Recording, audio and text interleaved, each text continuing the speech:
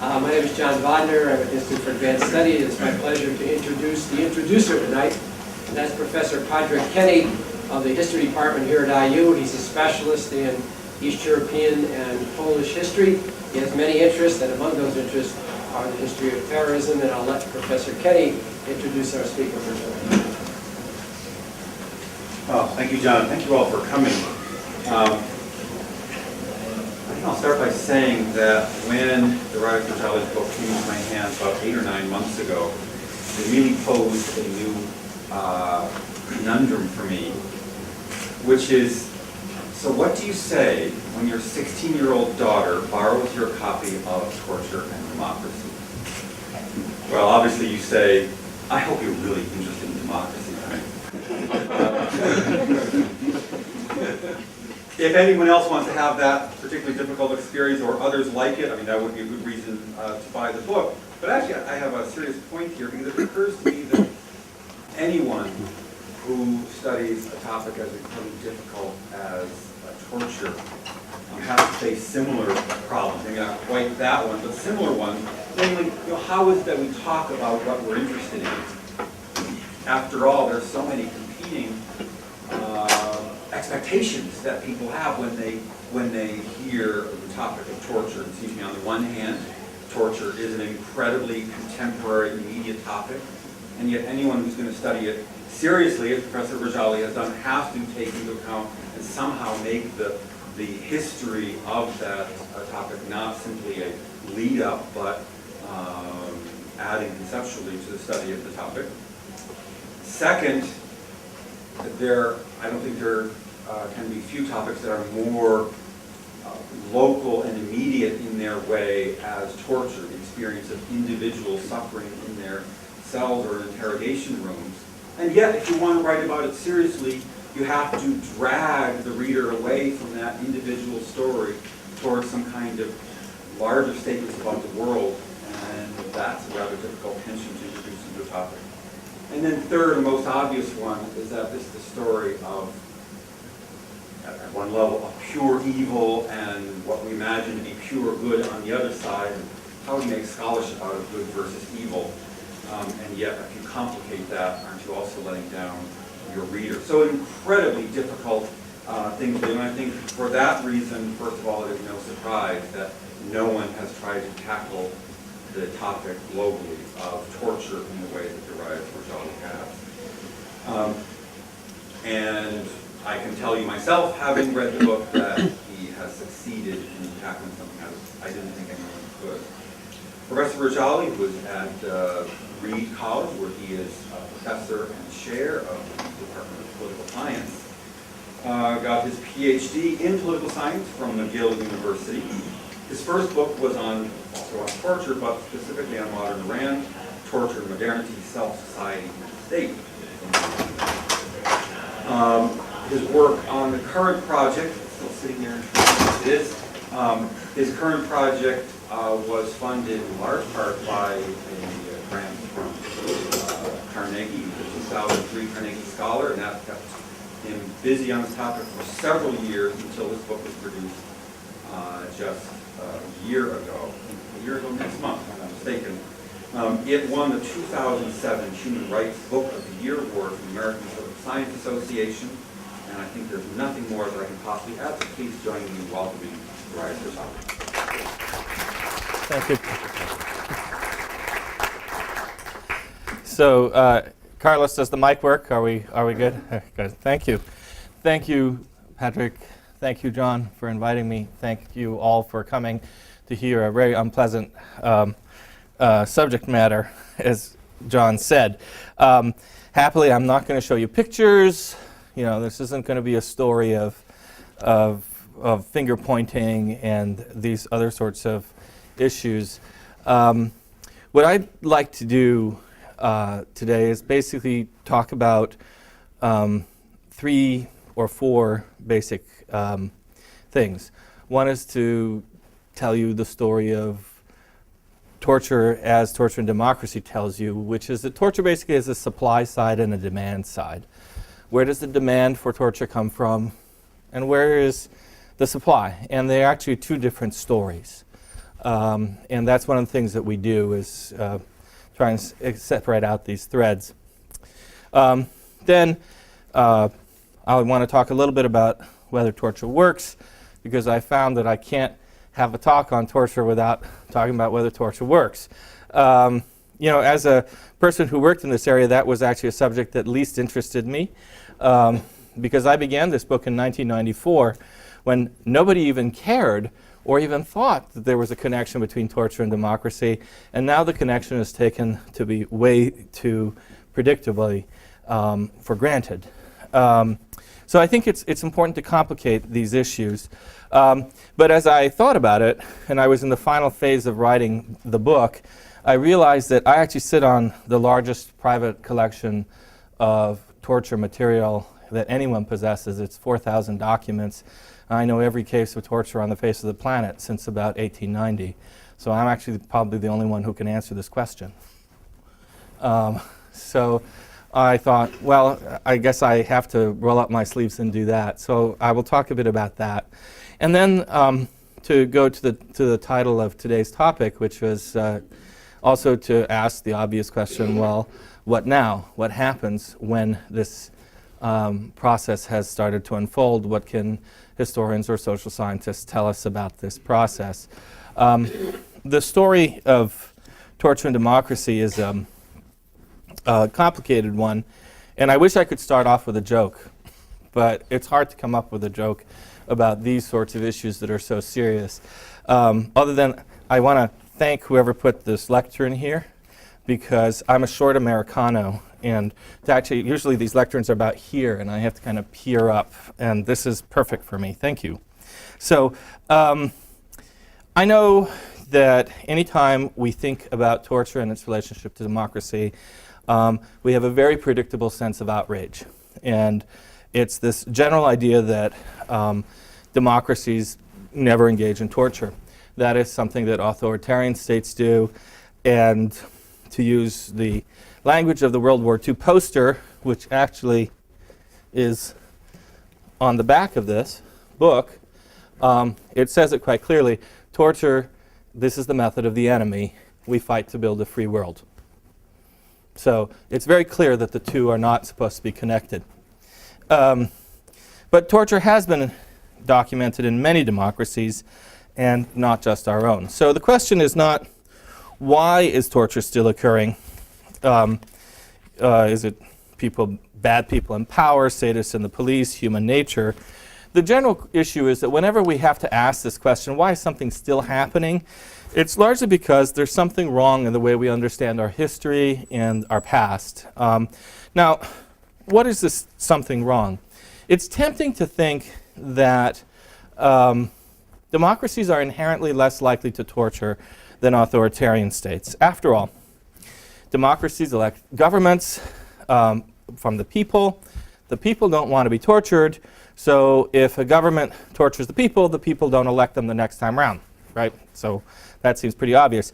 Even if you think of democracy somewhat cynically, as if though they're parties of elites that take turns taking power, fooling the people, there's a general understanding that there's a gentleman's agreement. Our party doesn't torture your party when we're in power, your party doesn't torture our party when we're in power, and we'll all keep it tidy. To use the language of a federal judge these days, democracies are bargains of leniency, and that we are inclined to think that they've had very little to do with torture until recently. As a matter of fact, as a matter of the historical record, this is actually incorrect. Democracies often set the pace for torture innovation, and, just to begin with, legalized torture was a standard part of our famous democracies, ancient models, Greek and Roman republics.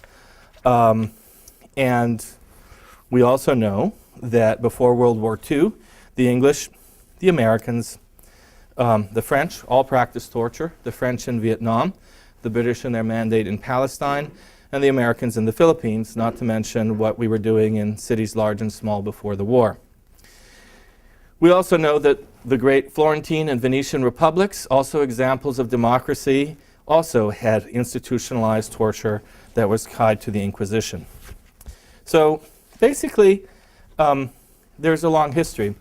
And the cases that I talked about, the French, the American, and the British cases, such as they were before 1945, in all these cases, when we document these, we find that they use electro torture, water torture, painful stress position, drugs, and beatings.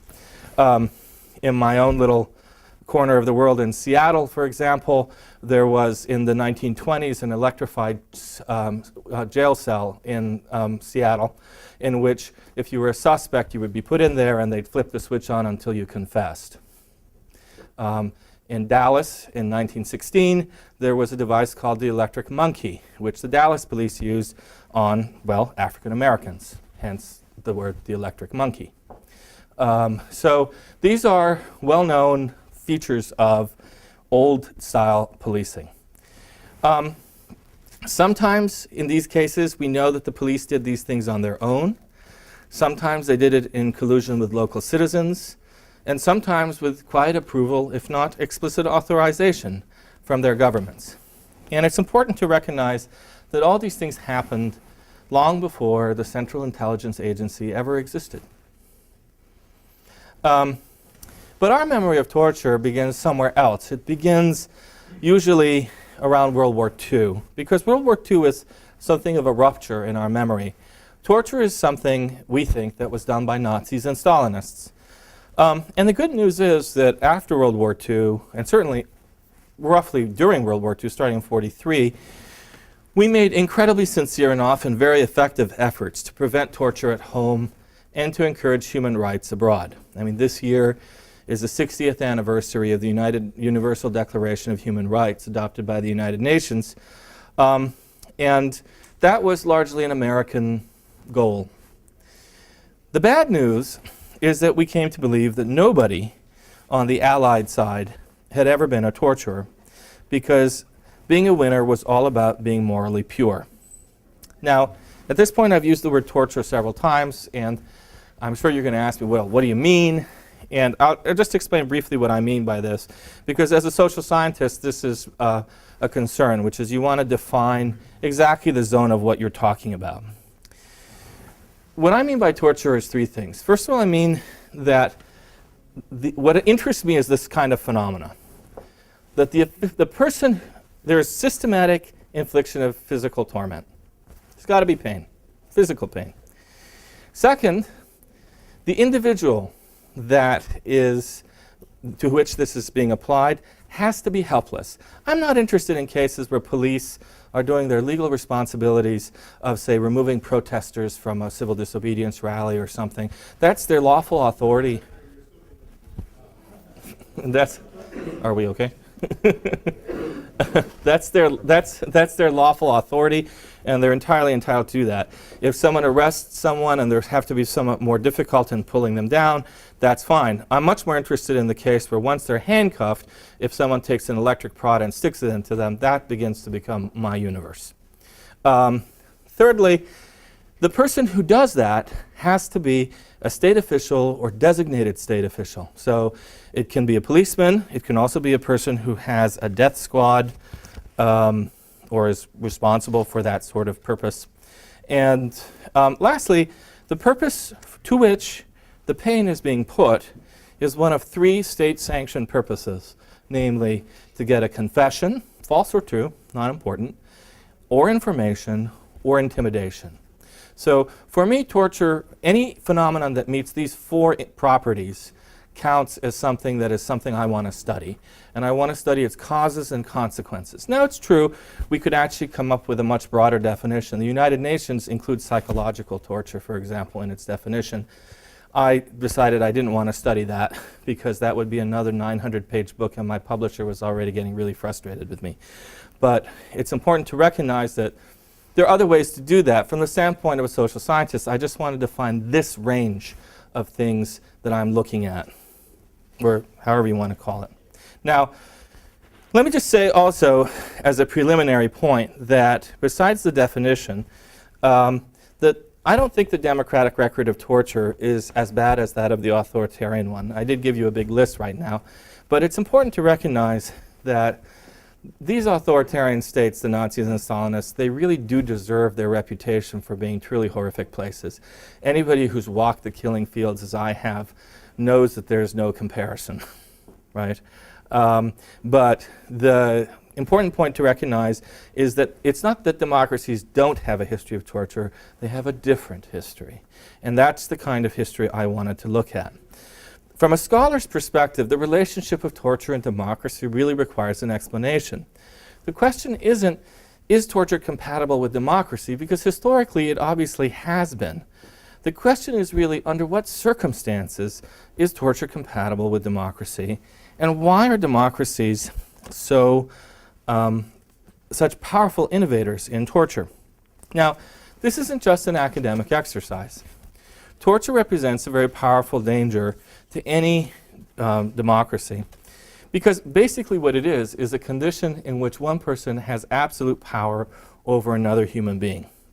And when you have conditions in which human beings are that much in power of someone else, it's very difficult not to set loose corruption.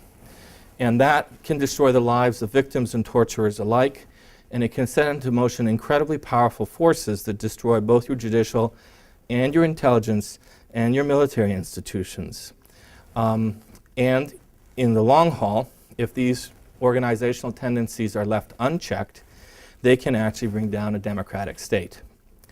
One of the more common examples, just to draw your attention, is that everybody cites these days, the Battle of Algiers. The French used torture successfully during the Battle of Algiers. It's true. The Battle of Algiers was a great victory for the French. But what people forget is that it also brought about the end of the Fourth Republic and led to a near military coup in 1961.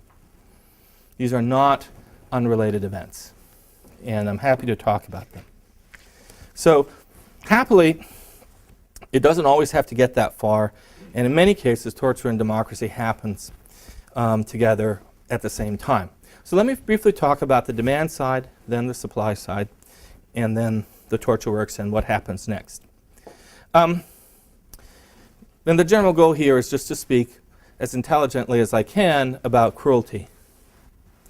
The first step is to recognize that on the demand side, that there are several different sources for the demand for torture. I know it's tempting for those of you who watch 24 to think, oh, the vast amount of torture that ever happens in democracies must come about because there's an objective or perceived military or terrorist crisis that leads to some kind of important event that needs to happen. It's really easy to imagine that in the face of terrorism or something like that, people might endorse torture or turn a blind eye towards it. And there are a number of famous cases that do fit the pattern. The French in Algeria, the British in Northern Ireland, Israel in the territories. These are all true. But there are actually many cases of persistent torture. In fact, the vast majority of cases of persistent torture in democracies don't fit a national security model because they often happen in the absence of an objective or perceived national threat. Sometimes torture is a local arrangement between police, businessmen, and property holders. It's not the business of the central state, it's something that happens quite local. Basically, businessmen and property holders want safer streets, they don't care how it's done, they basically let the police do the dirty work. So, between 1973 and 1991, for example, in the city of Chicago, police used torture to extract confessions in a series of high publicity cases, for example, when they were hunting the killer of a policeman.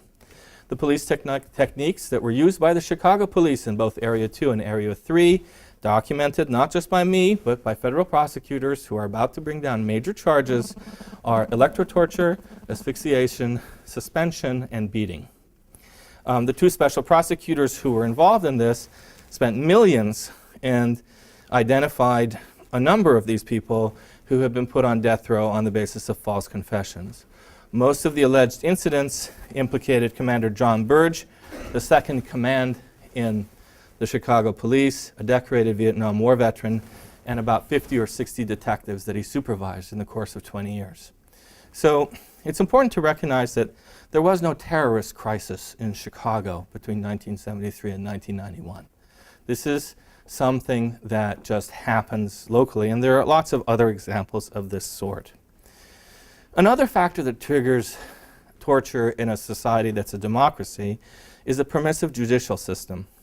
And here the example I'd like to draw on is Japan, a country that you might not think of as having a torture problem, but it does. In the 1980s, investigators for the Japanese Federal Bar Association uncovered numerous cases of torture in Japan in which police coerced confessions by beating suspects, punching them in the stomach, banging their heads repeatedly against tables, and slapping them hard across the face repeatedly. Many of these Japanese suspects were just ordinary criminals. They were not held in emergency conditions. But there are a couple of things we do know about what brings torture out, and one of them is the capacity of the police to detain suspects for long periods of time. The longer the detention period, the more likely, without showing you to a judge, the more likely it is the torture is going to follow. And this is especially true in a judicial system in which judges and juries value confessions. And when judges and juries value confessions, police will go out and get that confession for you any which way they can. In the Japanese system, for example, human rights investigators have identified that 86% of all cases that go through the Japanese judicial system end by a full confession by the accused, which is down from the fascist period, which was 94%. Right? This compares to our own judicial system, which basically is 30 to 40% of all cases end in confessions by the accused. But it's important to recognize that confessions have a very powerful effect on us. Psychologists who study confessions and their effects on juries know that even in cases where juries are instructed by judges that they should not pay attention to a coerced confession because it was coerced, even when juries say that it made no difference in their determination of the outcome, when we do the large N statistical study, what we find is that they indeed made a difference, and stronger penalties were issued because of confessions. We have a natural tendency to believe confessions regardless of whether we know that they are coerced or not. A third source of torture in democracies, a fourth source actually, besides faulty judicial systems and local police and national emergency, is decommissioned soldiers. Decommissioned soldiers carry torture techniques back to their civilian jobs as policemen once a war is over. And police practices can find their way directly into military interrogation overseas. In the American case, this has happened twice. Once after the Spanish-American War through the Philippine insurgency, where forms of an unusual water technique that was only known by obscure Spanish inquisitors once upon a time made it onto American soil, which you now all know as waterboarding. That technique was unknown in North America until after the Spanish-American War, when it appeared in police stations, large and small, especially through the American South. Likewise, Commander Burge, as I indicated, who led the Chicago police through its torture crisis, used techniques that were first documented in Vietnam. And it's not just the Americans. The French had a similar torture crisis too, and there are a number of other things that I could say. The important point is that we live in a messy world, and the demand for torture between domestic and international is actually not that clear. And things that are over there, we all live in a green world. You throw your garbage out, it comes back in. That's the way it works. There's nothing particularly special about any of these things in American history. Torture occurred in old democracies and new, in New York in the 1920s, Johannesburg and Sao Paulo in the 1990s. And the general pattern that torture in democracy seems to uncover is that any society that institutionalizes torture deals with a 20-year shadow once it's been instituted. Because torture sets into motion certain kinds of inevitable organizational forces. And that's one of the reasons why you're going to need my book, because it may yet happen in a neighborhood near you. and you'll want to be able to identify it when it happens. There was a shameless pitch. Now,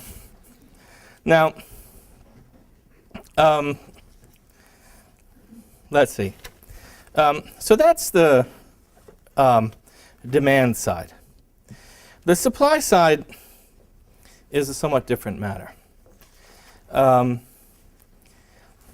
We often think that when a torturer tortures someone, or when a state representative applies physical pain, they do something based on their own sadistic conception of what's going to cause the most amount of pain. I gave a talk today in Marcia's course in philosophy, and 3 of the students quietly came up to me. I didn't tell her this afterwards, and they said to me, "What's the most painful thing that can possibly happen to you under torture?" And I was like, well, it really depends.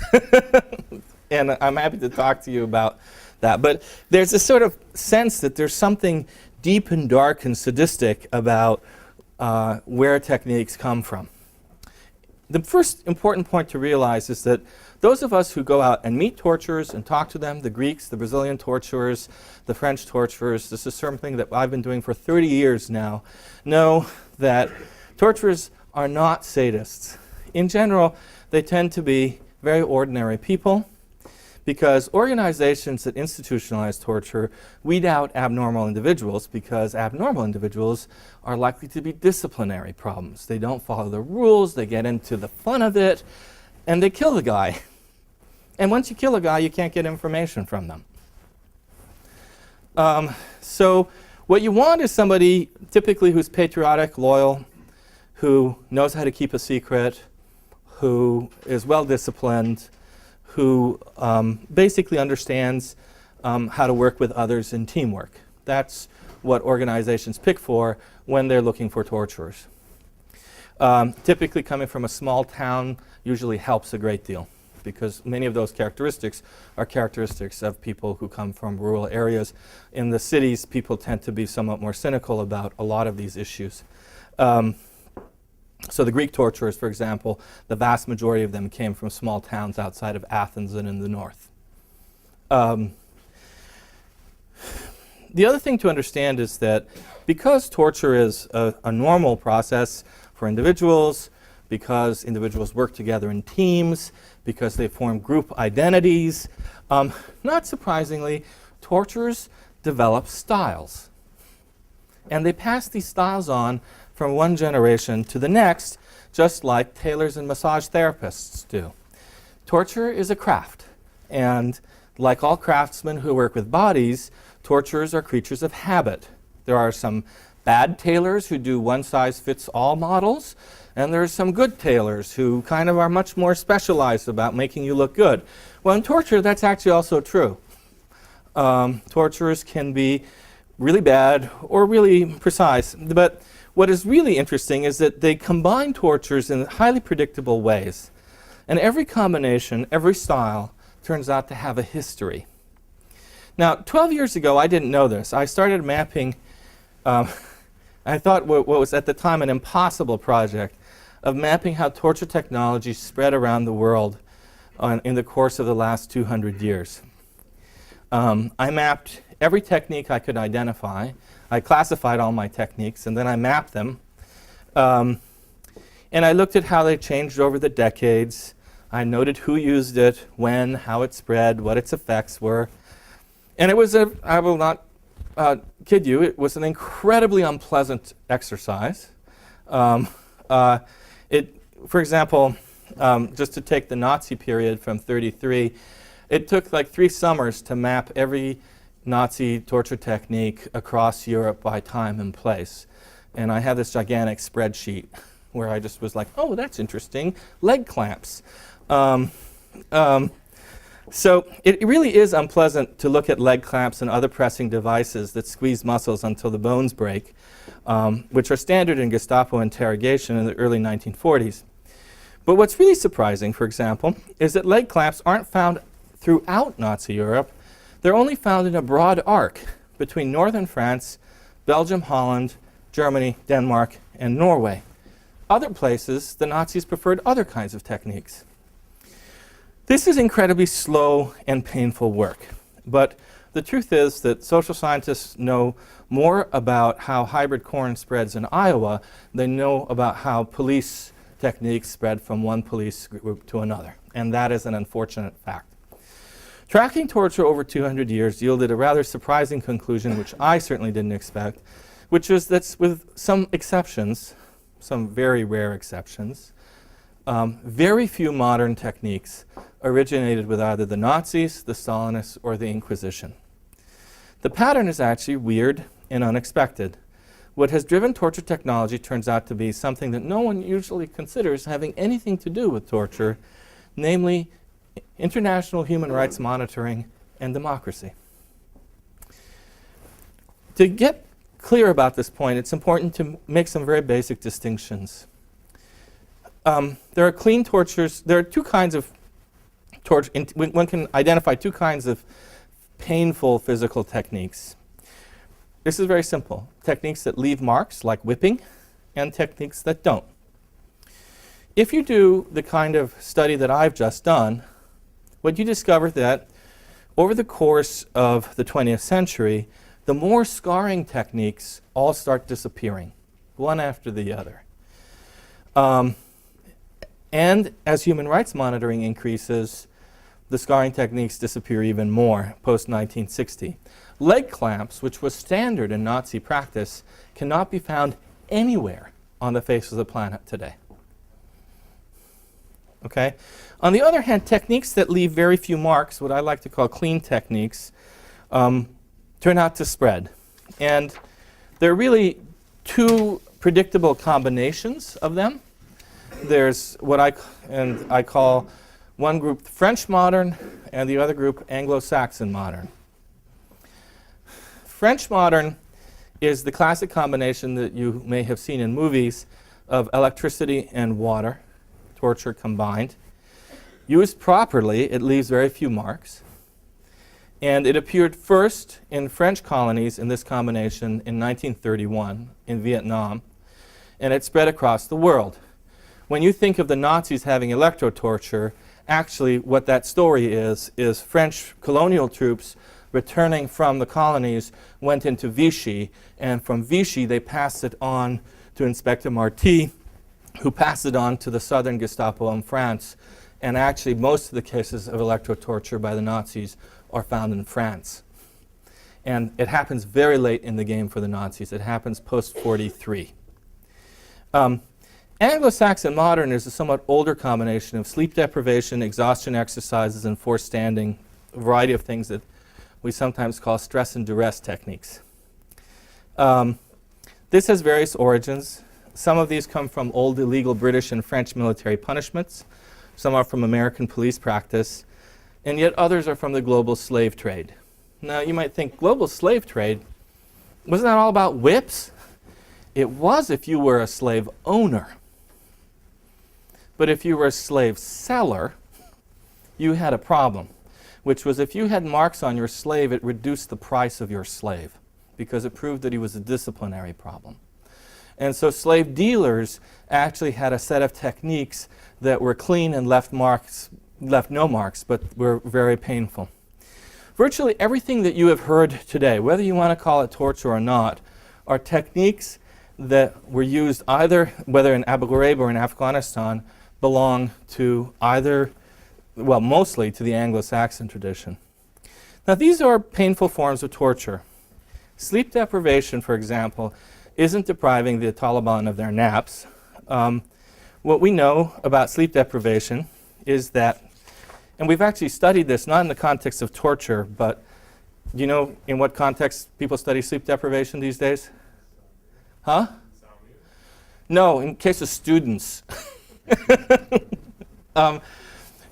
Job-related judgment error, truck drivers, nurses, students who don't have enough sleep, that is where we study sleep deprivation. So the data on sleep deprivation actually tells you the following things. It says that sleep deprivation produces deep pains, first in all your joints in your lower legs, and then if it exceeds over 24 to 48 hours, all the joints in your upper body start hurting as well.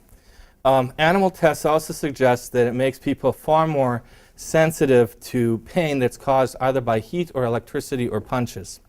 This is not surprisingly why torturers worldwide prefer to combine sleep deprivation with other kinds of techniques like forced standing.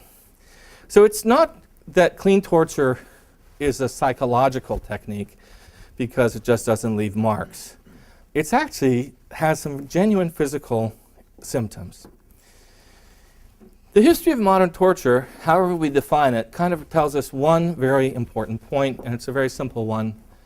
Whenever you're watching, torturers become sneaky. Whenever you watch, torturers become sneaky. When the news, media, the public, and politicians monitor what police are doing during interrogations, interrogators literally pull their punches. There are ways of striking people with the bare of your hand repeatedly over and over again without leaving marks. I'm not going to talk about it, but I talk about it in the book. What makes clean techniques so valuable? Well, frankly, allegations of torture are simply less credible when there's nothing to show. In the absence of visible wounds or photographs of actual torture, who are you actually going to believe? Clean torture breaks down the ability of people to communicate between victims and the wider community. Stealth tortures are in fact calculated to subvert this relationship. And that is also, as Machiavelli once said, frankly, why police use it. As he says, people judge more by what they see than what they only hear about. For example, would you have been so outraged by Abu Ghraib, or Americans have been outraged by Abu Ghraib, if it turned out that there had been no pictures? The truth is that you weren't. The Abu Ghraib crisis actually broke out in January of 2004. It was reported by the US Army. There were Reuters reports in February. The first trial happened in March, but it was only when the pictures appeared on CBS that anybody began to care. Okay? So it's important to recognize that we judge more by sight than by hearing, which is one of the reasons why clean tortures matter. And that's also why clean coercive techniques typically show up in democratic states where bad press that could embarrass the organization or an active church group or a human rights organization also tend to exist in larger numbers. That's also why clean techniques start appearing in authoritarian states much more commonly after 1960s. Why the 1960s? Because that's when we developed a global human rights monitoring system. Amnesty International 1961, 1973, the first annual reports on torture, the first State Department, US State Department reports on torture in 1976. Electro torture, for example, which we take to be the preeminently definitive characteristic of modern torture in the 20th century, was actually incredibly rare and unknown for most of the 20th century. It appears first in the United States between 1900 and 1930, and then appears in its classic form in Vietnam under French troops in the 1930s. But it didn't really start spreading from country to country in a kind of contagion effect until the 1960s. And after that, the contagion effect is staggering. The number of countries that use electro torture doubles every decade after that. The surge begins first in Latin America, then in the Middle East and Asia, and then lastly in Africa in the 80s, and in 1990s, electro torture returns to Eastern Europe after a long hiatus. As the shift to clean styles reveals, torturers actually pay attention to human rights monitoring. If they didn't, the shift to clean torture styles would be really inexplicable, as would a few other things. For example, why, for example, would torturers often single out and kill doctors today? Now, it's possible that hunting doctors is more fun than hunting human rights lawyers. But it's more likely that as torture becomes cleaner, the people who can spot it best are medical monitors.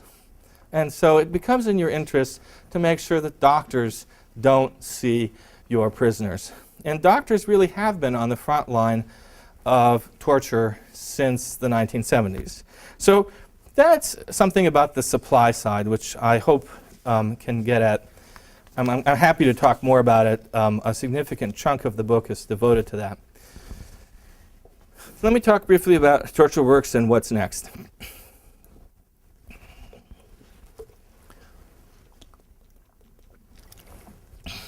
I think when it comes to this question, there's a lot of fear. And the fear is about our safety. I think whether you're talking to people who are for torture or against torture, it's always about what are we afraid of most? Are we afraid of losing our state? Or are we afraid of terrorists? What's the fear? I'm really actually not interested in fear. I'm actually really only interested in what I know about the facts about these matters. In other words, what the causes or consequences are. For this particular question, whether torture works, I don't particularly care whether what you're interested in is called torture or not. The name really doesn't matter. The bottom line is whether you call it torture, tough stuff, muffin stuff, it doesn't matter. The only question from a social scientific point of view is what are its causes, what are its consequences? So let me cut to the bottom line. The bottom line is this. Good torture really isn't good counterterrorism policy, and there are a lot better ways of doing this. And I'm just going to give you a standard quote here. Torture for interrogation is, quote, the clumsiest method, and it will make a fool of those who use it. Now, that quote is not from Amnesty International. It's not from the United Nations. It's from a Japanese fascist interrogation manual that we found in Burma in 1943. These were the Japanese. They did not hesitate to torture for intimidation or for false confessions. But when it came to information, they said it was the clumsiest method.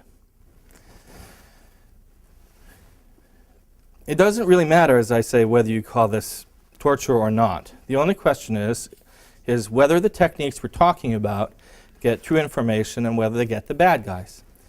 Now, I'm sure you've seen lots of shows on CNN where people tell stories. Some guy tells you a story of how torture works. Some other guy tells you the story of how torture doesn't work. I have a story too, and it's a story that happened, it's a true story actually. After one of my talks like this, a World War II veteran came up to me and said, when we were in France, we caught this German soldier and we took a knife to his throat. And we said, where are the other soldiers? And I said to him, did you get good info? And he said, yeah, sorta. I said, I'm very happy for you. I really am. I'm delighted. Because you know what? If you'd had bad info, you'd be dead. If you had bad info, you'd be dead. The truth is, the problem is that everybody who knows that torture doesn't work is dead. The people for whom it worked are going around to work for me. But this is what in social science we call a selection sampling problem. Right? Where the people who are alive are the ones who represent a disproportionate number of the people who actually have basically the wrong information. Now, if you take real data from the best studies, where armies used torture to gain information, where when they did their best and carefully selected their prisoners for interrogation, as scientifically as they could, what you find is that in the best case scenario, they had to arrest between 8,000 to 20,000 or more suspects, torture most of them. This is a best case scenario. And in that best case scenario, they tortured roughly 20 to 78 innocent people for each bad guy they got. That's the rate. 20 to 78 innocents for each bad guy. So for every accurate piece of info, you have to torture in the thousands and at that rate, even if you're totally professional about it. This is a wholesale business. This is not retail. This isn't about ticking time bombs, sitting around with a little cell, something like that. When you're talking about using torture for interrogation in war, you're dealing in large numbers of prisoners. So you tell me, does that mean that torture works? Well, I'll give you the opinion of someone who actually, many people on the pro-torture side seem to respect, the professional Gestapo. The professional Gestapo was very interested in this question. In 1942, the Czech resistance assassinated a man by the name of Reinhard Heydrich. Herr Heydrich was the Reichsprotector of Czechoslovakia. Hitler was mighty, mighty upset. And he said he wanted results and he didn't care how. And indeed, they did get the 3 guys who killed Heydrich. But to get the 3 of those guys, the Gestapo arrested, tortured, and killed, from what we can tell by the documentary records, 7,545 people. So it worked. They also annihilated 2 villages. They also got, by the way, 100 resistance members they weren't looking for. Now, these are very typical results. They compare roughly with what we know about from the French archives and what we know from Vietnam, from the Project Phoenix database. Now, in the middle of all this, a man by the name of Heinz von Panwitz came in. Heinz von Panwitz was a career policeman, and he was in charge of the Gestapo's anti-sabotage unit for Eastern Europe, particularly in Prague. He said, "Don't be stupid. Depend on public cooperation. Build up a rapport with the population, put out a reward." They got over 1,000 tips, and what in fact broke the case was not torture, but when Korda, a member of the Czech resistance, betrayed the entire operation, he walked into Gestapo headquarters without anybody catching him. Korda wasn't tortured. He lived well, and he collected a huge reward. In fact, he lived long enough to be executed for treason in 1947. The professional Gestapo repeatedly decimated the European resistance through public cooperation and informers. In France, in Denmark, Poland, Norway, Russia, Austria, Czechoslovakia, even in the camps, the Gestapo depended very heavily on public cooperation. They turned to torture after they lost their seasoned pros during the war. People like Panwitz died in a series of conflicts with the Allies. And after that, what the Gestapo had, and this is kind of what you see in the movies, were lots of young men with shiny boots and whips. And why learn good policing when you have that kind of power? Now, was Panwitz right? Well, as it turns out, the American, the Canadian, and the British governments have put an enormous amount of money in the last 50 or 60 years to find out whether public cooperation works or whether there are other techniques that the police can use. And the result has been repeatedly the same, that if you don't have public cooperation, in dealing with a crime, the chances that a crime will be solved will fall to less than 10%. I don't care what you see on CSI. It doesn't matter how many police you put on the streets. It doesn't matter how many surveillance cameras you put out there. It doesn't matter how many other things you do.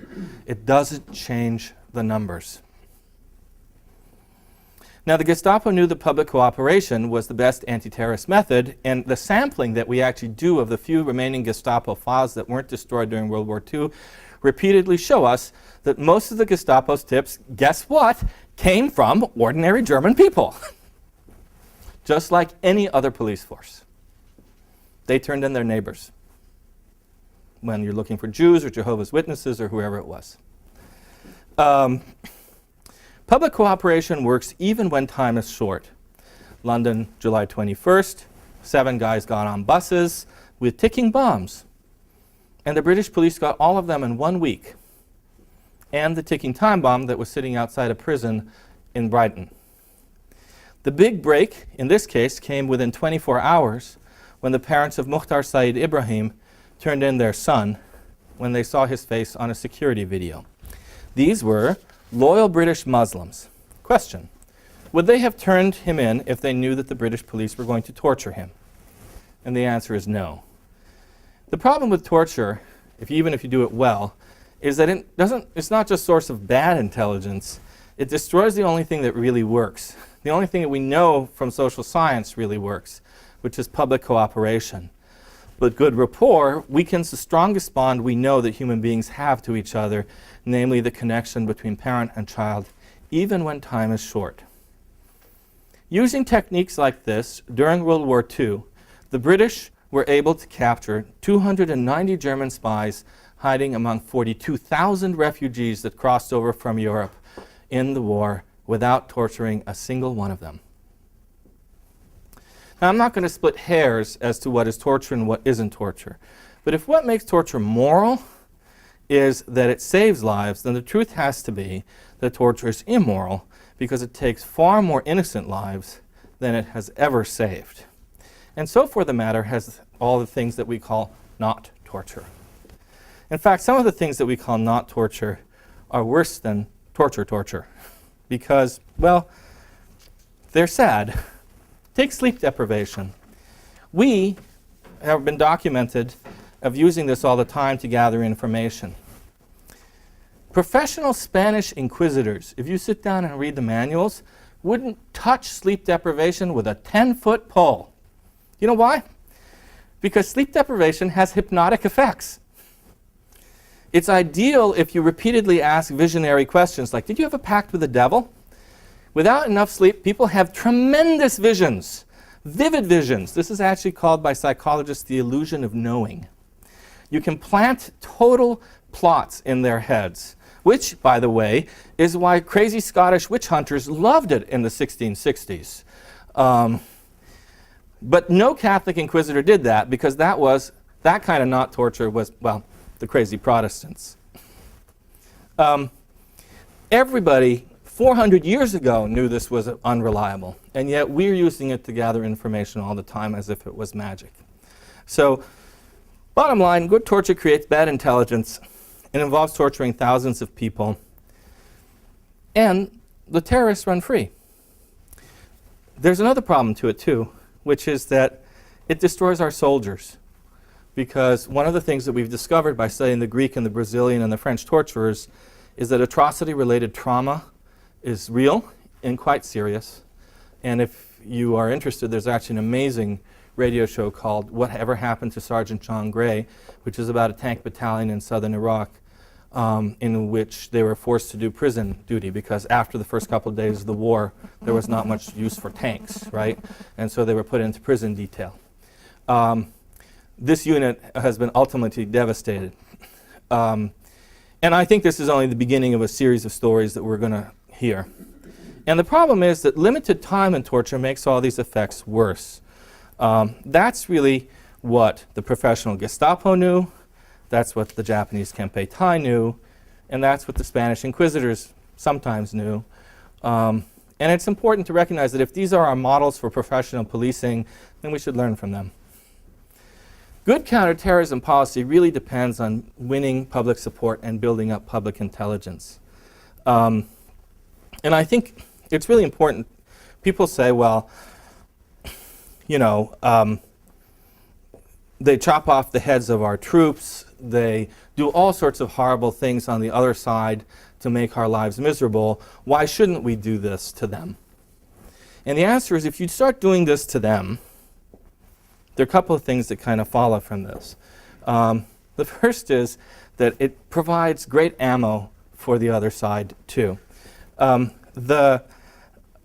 grew up in Iran just before the revolution, and people said, the Shah tortured, and he said, these guys are Islamic medieval throwbacks.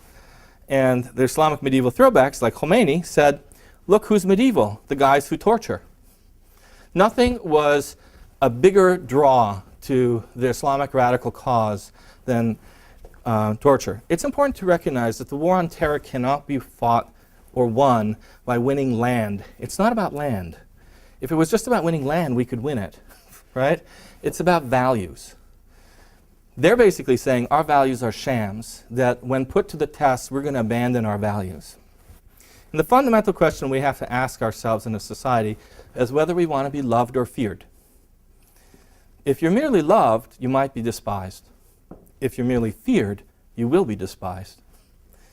But if you can fight with one hand behind your back and win, then people will be really scared of you.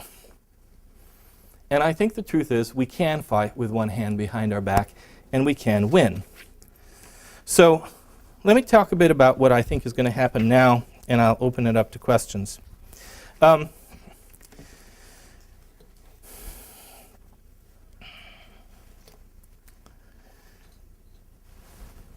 First of all, people often ask me what's going to happen at Guantanamo. And the answer is, probably Guantanamo will be closed, but it's not going to solve our problem because we have to figure out what we're going to do with the people inside Guantanamo. That's the bigger problem.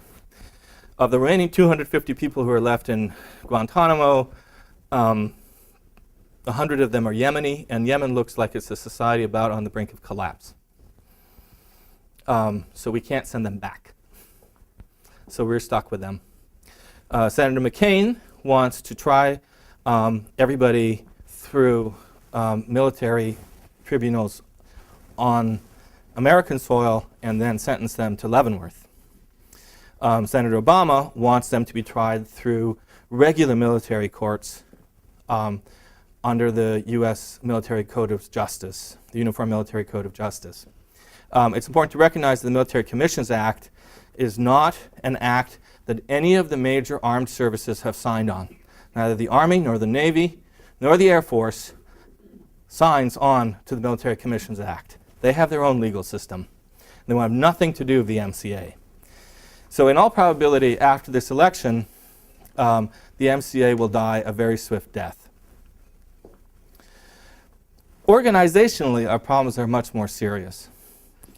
Whenever torture enters into an organization, like an intelligence community, and we know this from Brazil, we know this from a number of cases, a fight develops between the people who are professional policemen who actually know the social science and the torturers who want tough stuff done now. And really a great deal depends on how that fight plays out. In our case, in the last 6 years, everybody I know who does counterterrorism work in the FBI, the CIA, and military has left in disgust. And there are now growing numbers of military people who are joining ranks with organizations like Amnesty International, unheard of, to talk about what a disaster this is. What this means is that our intelligence organizations need to be rebuilt from the bottom up. And that's going to take a lot of time. And no president can do that very easily. The second is that the whistleblower laws that should have protected us against this failed. Since My Lai, all soldiers are trained to identify human rights violations whenever they find them. But obviously that didn't work.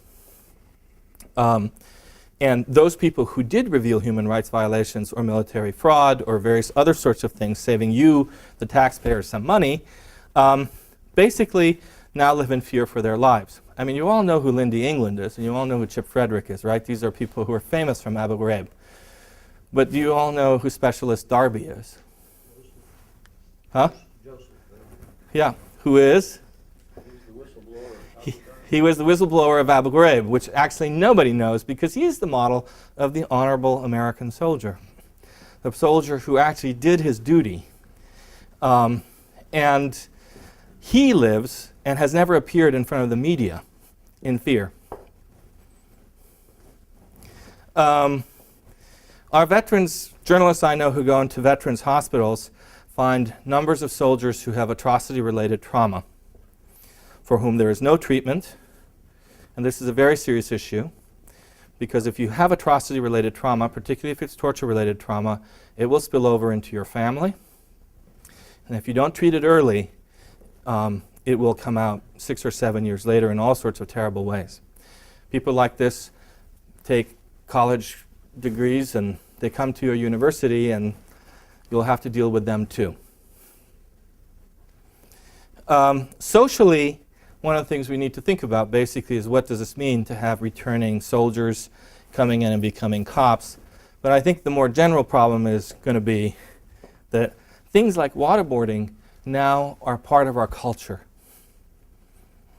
It's not just that kids who do crazy hazing rituals waterboard each other in fraternities now, or that Christopher Hitchens, to celebrate his 60th birthday, decided to be the oldest man ever waterboarded. It's also the case that we have, for example, the corporate manager in Provo, Utah, who took his whole staff on a retreat and waterboarded all of them to show how much they really wanted to work for the corporation. He is, by the way, on trial. So it has entered into our culture, and it's very important to recognize that torture doesn't live in a vault in the CIA. It lives in society. It lives in the dark places, in the places where usually boys play. My editor was reading a section of my book called The Necktie, in which the New York police would say, "Allow me to adjust your necktie, sir." And they would adjust the necktie until the guy was choking to death and confessed. This was something that was standard in New York in the 1920s. He read that section. He called me up immediately from London. He said, "Oh my God, this is what Jackson Smith Jr. did to me every day in boarding school." When I was in 7th grade, and I said, "Yeah, that's where police techniques go." There is not a very thin, there's a thin line between educational practices and other places. That's where they hide. All it takes, what happens with torture is that the top never knows what torture techniques to use. The top authorizes, but the bottom delivers. Okay? Lastly, a couple of things about international relations. Obviously, for the foreseeable future, most of the wars that our country is going to be involved in are going to be counterinsurgency wars, in which information is going to be really important. There will not be big land wars in which we will be deploying air forces and things like this. They will be counterinsurgency wars requiring highly flexible military responses. Within that context, information is going to be critical. Whether we can build up intelligence services that they can function again on the basis is a really interesting question. Or whether, alternatively, we will privatize interrogation and hand it out to groups like Casey and Titan to do interrogation for us is going to be one of the central policy questions of the future presidents. One of the things that may happen is, and in fact has already happened, is that the more privatized interrogation becomes so that our soldiers don't have to do it, the more potentially liable corporations become for civil liabilities. So, for example, no longer will people sue the United States, they'll actually go to civil court and try and get money from Titan to pay victims. So it's going to be this very weird litigious universe. Lastly, I think the sad fact is I kind of miss the Cold War. Those of you who weren't around during the Cold War, one of the best things about the Cold War was whenever we wanted to do something nasty, it was easy enough for someone like me or someone from Amnesty International to say, "Oh, you don't want to do this, because if you do this, the Soviets are going to take this all over the world and embarrass us." And the capacity of, and we would say the same thing to the Soviets. "Oh, you really don't want to do this, because then the Americans will take this all over the world and embarrass us." We kind of miss that world, because it's not quite the same thing to say, you don't want to do this because the Iranians are going to take this all around the world and embarrass us, or the Cubans. It doesn't have the same punch. Sudan isn't like a big thing on our universe, right?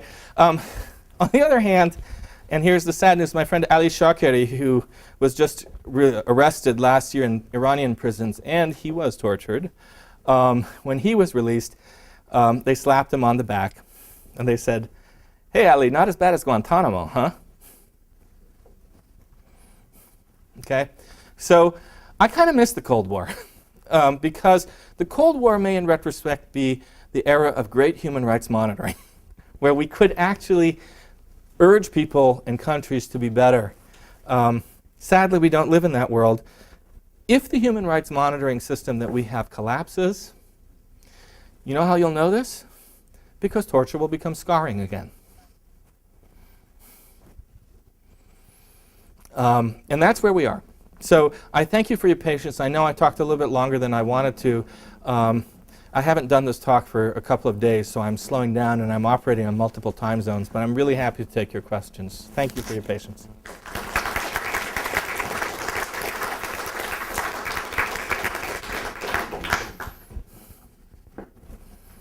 Sir. What were you just saying at the end about scarring again? I missed that last one. Well, basically the clean techniques are like canaries in the coal mine. They tell you how well monitoring is working, right? So if, for example, no one really worries about bad press or legitimacy, then they'll become more scarring, or if there's an incentive for that to happen. One of the things that one of my next projects is I'm looking at something very odd that's happened in Iraq since 2002, which is that Iraq has developed since 2002 4 distinct subcultures of torture. That is, regionally, torture varies depending on where you are. Now, this is extremely rare. It only happened in a few places in the world before. It happened in France in '43, roughly. But Iraq is really unusual. So the Kurds to the north, for example, that highly depend on American aid and legitimacy, they're very clean about how they beat up their suspects. You can't find too many marks on them. Farther south, and they use very different techniques than either Saddam Hussein ever used or anybody else, right? Farther south, though, the insurgency, when it tortures, well, they don't have jails. You know, one of the problems with being a terrorist is that you don't really have a home, right? And so you have no fixed assets. So when they torture, they don't care. So their favorite technique is to take an electric drill and drill it through your hand, okay? And part of the reason they do that is just because of your reaction, right? It makes the evening news, and they know that they're Western journalists, and it sells, right? One of the really interesting things is the police respond to incentives. If you don't give them incentives to torture, they won't, right? That's really the most marvelous thing about doing this research. The demand for torture will always be there. We'll always feel it somewhere in our hearts. Maybe if we were tough, this might work out, right? But the problem is not fixing the demand, which is a cultural thing or a social thing and could take years and years to fix. If you give the right set of incentives, then police behavior will change. Now, what may happen over time is that no one will really care whether they get a red Amnesty International report because they'll still get a chunk of military aid from Iran. I mean, consider the following kind of world. Consider a world in which China was the superpower and not the United States. Just think about that world. A world in which China and Russia were the two central powers. Do you think that Amnesty International report on torture in the Congo would actually have a lot of purchase? In that world, torture is likely to become very, very scarring. Okay? Because, frankly, no one cares. China will still give money to the Congo because they're interested in oil. They don't care what kind of human rights violations happen. The really surprising thing is that you might think that your check to Amnesty International might not matter, or to your church group or whatever, but one of the really interesting results of my research is that torturers actually care. Otherwise, it would be really hard to explain why they changed their behavior. Any other questions? Yes, sir. Yeah, I noticed you mentioned that organizations that do torture tend to discriminate against individuals who are sadists or just want to torture. But then you also said that one of the demands for torture comes from decommissioned soldiers who join the police force. So do you think that those individuals are wanting to do more torture because they're accustomed to it, because they enjoy it? No. Does it do a bad job of discriminating against it? No, I think well, there are a couple of reasons. We really don't know, I mean, too much about this phenomenon, but this is what I will say. From what it appears is that people who use torture, decommissioned soldiers who come back, they do it because they were successful. It enhanced their careers initially, and so They thought they could get away with it once, and they do it again. Nothing predicts future torture as much as past impunity. Okay? So it's not your disposition, right? This is something that social scientists are quite clear about. Although many in the ordinary sort of universe think that torturers are sadists and that it's some aspect of their disposition, actually all the social scientific research points to the fact that it's situational incentives that enable people to torture. And in this particular case, if you've been able to get ahead using certain kinds of techniques, and if you've been clean about it, why not get that extra silver star, right? If you can twist an arm or, you know, do a little dorsiflexing and get the confession, right? Commander Burge is among the most decorated police officers, and I don't doubt his bravery in a number of cases. There's well-documented cases where Commander Burge was an excellent policeman. There are also well-documented cases where Commander Burge wanted a confession and he wanted it fast, and he used electricity. Yes, sir. You said that there was a torture needed incentive. Now, then you briefly clarified with them getting military aid from Iran, but what wasn't clear was whether our pawns in Iraq, the tribal leaders who we are incenting our conducting torture, whether we are giving incentives for torture. As far as I know, well, let me be clear about the three groups. There are, we know that there's torture in three clusters. There's the Kurdish cluster, there's the torture of the central government, our allies in central Iraq, there's insurgency, and then there's, if you want to call it, the Abu Ghraib style, which spread around American camps, and by the way was copied by the British and the Danes, who have their own similar torture crisis. The interesting thing is that if you map torture techniques, which is what I like to do, and I'm still in the process of doing it, very little of what we did in Abu Ghraib spilled over into any of these other cultures. All right? They basically chose techniques that either came from their own past or they borrowed from unlikely places. Like, for example, the Kurds are our closest allies in Iraq, right? When you look at their torture techniques, what you discover is that the techniques that they're currently using are Iranian. And you think, well, wait, Iranians aren't in Kurdistan. And the answer is they are, and in large numbers. I actually last time I came out of Tehran in 2005, always such an interesting experience because you never know when you go to the airport whether you're going to make it out or not. I'm going back this winter and I'm not looking forward to it. It's another one of these have-to-do trips. But I sat next to a Kurdish guy, and he spoke no English, but we communicated in Farsi. And I said, "Where are you from?" And he said, "I'm from Suleimania in northern Iraq."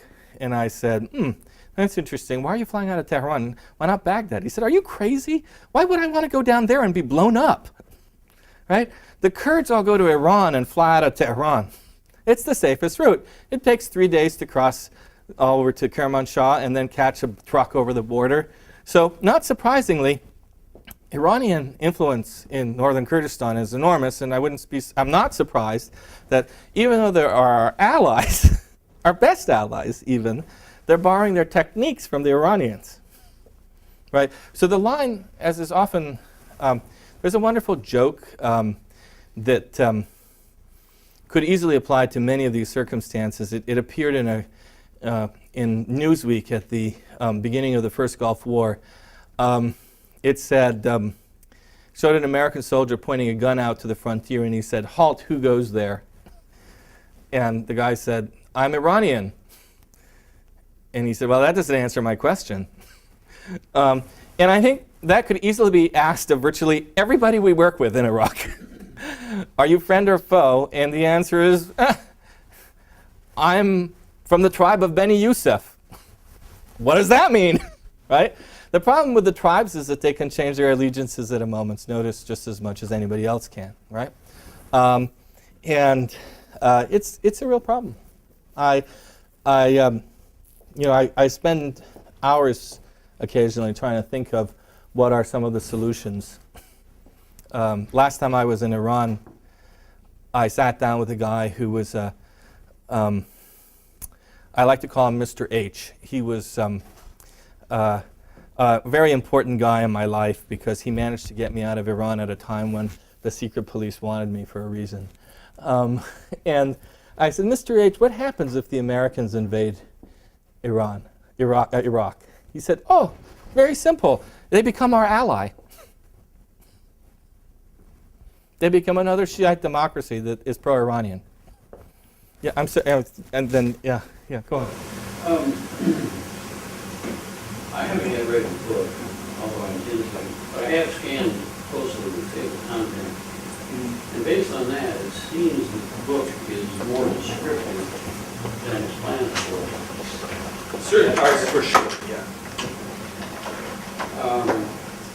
I'm thinking specifically of a situation with Rayner and Darby.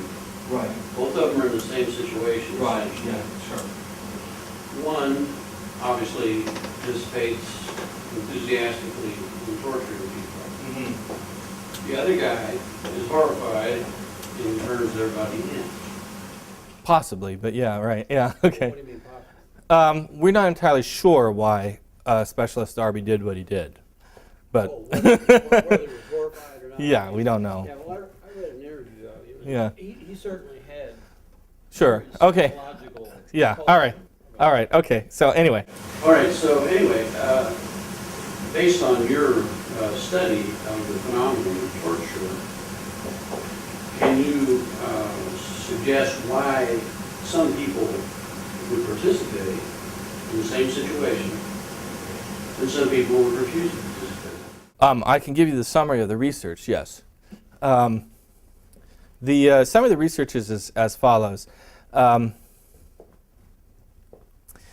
There are two central experiments that were done by social psychologists in the 1960s. One was the Milgram experiment, one was the Zimbardo experiment. You know these, right? So you know that 70% of the people in the Milgram experiment actually went to the last button and electrocuted their person, but 30% did not. One of the failings of the Milgram experiment is that he never asked, why do people do good? In other words, why did they say no? Right? He never did a debriefing. What the Milgram experiments identified for us, and what Zimbardo subsequently identified for us much more clearly, was that basically all it takes is two sets of authorities, two sets of rules, no punishment for what set of rules to follow, no regular inspection, and roles that you have to perform. And you give that to anybody, and groups of young men will set upon torturing each other. It's a very simple set of causal factors. And not surprising, it's actually easy to stop torture too, which is that as long as you have clean rules, clear rules, clear authority, punishment for violation of the rules, and regular inspections, you can pretty much stop most torture in a system. The problem at Abu Ghraib, just to be clear, was that you had Colonel Pappas sitting in the military wing and General Karpinski, who never came. So the true authority over the MPs was too distant, and the authority that encouraged them to torture was pretty close. We're never going to hear Colonel Pappas's story of Abu Ghraib because he was given blanket immunity by the Defense Department. The other thing was that there were two sets of rules. People could follow whatever set of rules they wanted, and they didn't get punished for whichever one they did. The medical inspectors were lied to when they came from the Red Cross, and it took 4 months before anybody saw an Iraqi judge. So these are conditions that fairly closely reproduce the conditions that Zimbardo and Milgram talk about. The problem with then the question is, why did Darby manage to resist when everybody else was incredibly vulnerable to these social causal effects? Sadly, we can never repeat the Zimbardo-Milgram experiments because they're highly unethical experiments to perform. And so we'll never know what it's going to take for people to be good.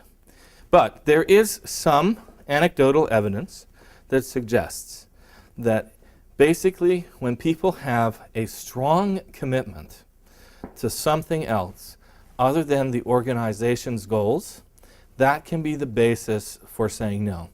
So classically, the people who broke away in the French army, people like Darby, like Prefect Tican, General Bollardier, a whole bunch of soldiers, they were either evangelical Catholics or they were socialists, right?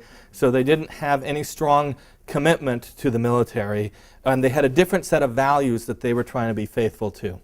If you look at some of the other characteristic people who actually broke, for example, Captain Fishback.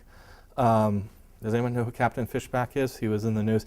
Captain Fishback is an evangelical Protestant, and he also broke too. So there are a number of people that fit this pattern.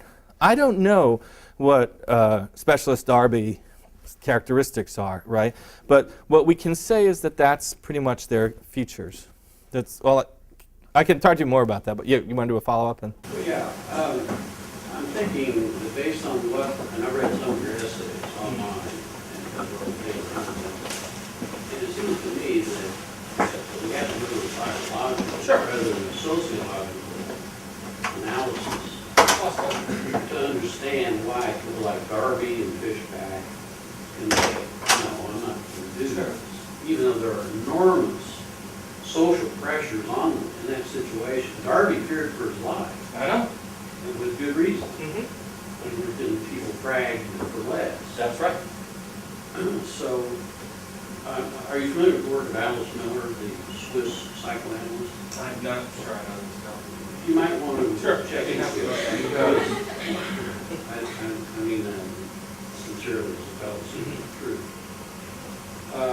She attributes people's propensity for torture and other forms of sadomasochistic behavior to their having been abused as children.